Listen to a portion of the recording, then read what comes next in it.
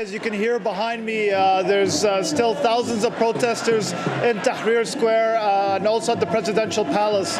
What happened yesterday was really one of the largest protests, some are calling it the largest in Egypt's history. A massive turnout that saw hundreds of thousands, if not millions of people take to the streets, fill Tahrir Square, fill the presidential palace, and not just in Cairo, but in Alexandria and cities across the Delta. And in Upper Egypt as well. Really a mass display of dissent that goes to show the revolutionary spirit in Egypt is still very much alive.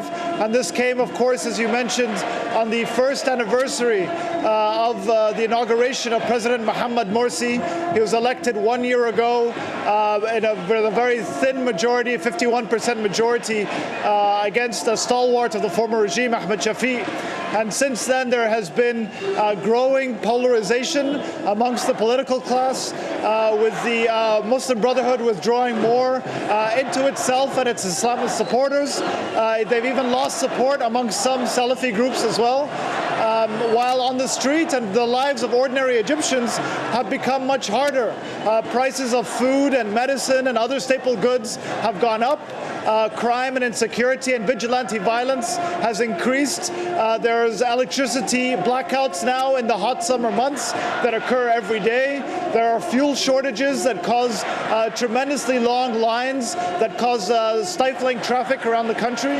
And so what we saw yesterday was a coming together of Egyptians from many different walks of life, from ordinary Egyptians who are fed up with the difficulties of everyday life that have only worsened in this last year and since the revolution began, to members of the political class who are opposed to the Muslim Brotherhood, to members who are tied to the former regime, who took to the streets to try and oust the Muslim Brotherhood as well.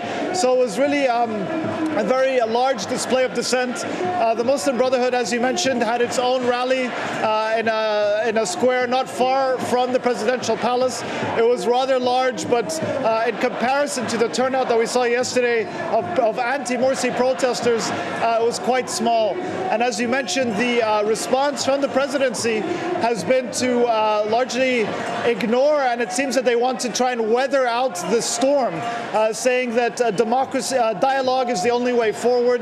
There's been many calls for dialogue over the past year.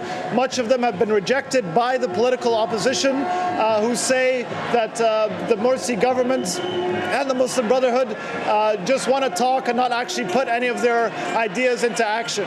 So as it stands right now, the Tamarrud campaign, which we can talk about a little bit more, the campaign that really started the calls for this protest that took place yesterday, has given Mohamed Morsi until 5 p.m. tomorrow to respond and to step down and call for early elections.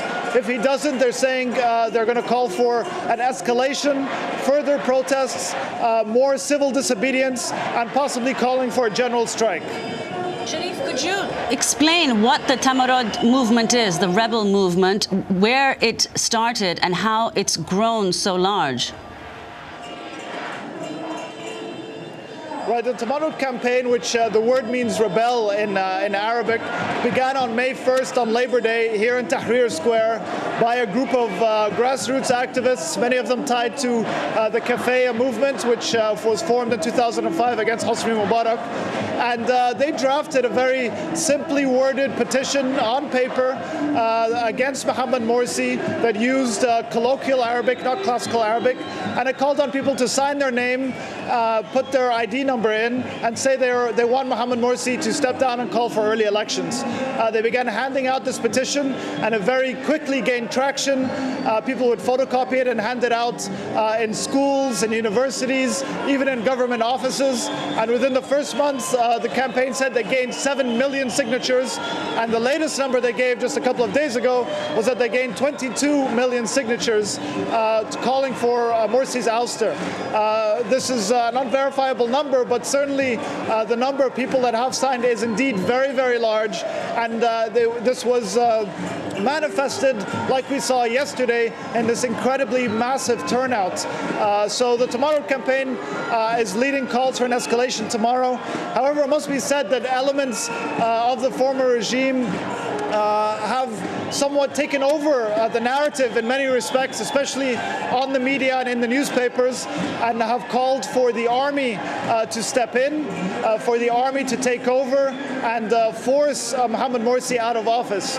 Of course, remember that the army came to the helm of power after Mubarak's ouster and led the beginning of the transition. They also caused a number of massacres in the streets, 12,000 people put on military trial. Yet despite that, there are large portions of the Egyptian populace that are calling for the army to step in. We saw yesterday military helicopters flying low over the crowds. Whenever they did, the crowd would cheer.